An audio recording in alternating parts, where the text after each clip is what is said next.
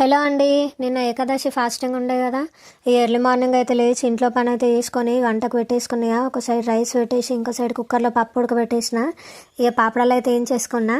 ఇక అదే కడాయిలో ముద్ద వంకాయ కూడా వండుతా అని చెప్పి అదే నూనెను కొంచెం అంతా పక్కకు తీసి పెట్టిన. మళ్ళీ ఇక ఆయిల్ నేను వేరే కర్రీస్లలో కూడా యూజ్ చేస్తా.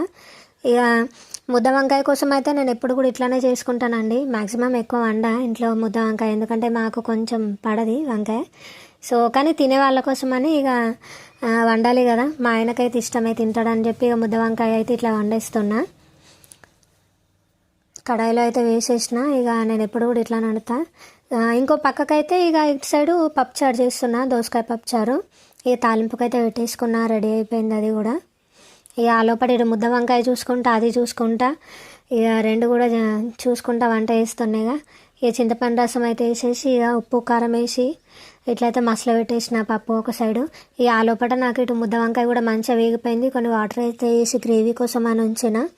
తర్వాత ఇవి రెండు ఉడికే లోపల నాకు ఇటు ఒక పక్కకి ఇక ఈ రైతా అయితే రెడీ చేసేసుకున్నా, పెరుగు చారు అంటాం కదా అది.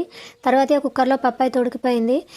పప్పుచారులోకి పట్టేంత ఉంచేసుకొని ఇంకొంచెం అంత పక్కకు పెట్టినా. ఎందుకంటే ఇది ఒకవేళ అయితే చప్పటి పప్పులాగా తినవచ్చు, లేదంటే దాన్ని మళ్ళీ తాలింపు వేసేసుకొని మనకు టమాటా పప్పులాగా కూడా అయిపోతుంది.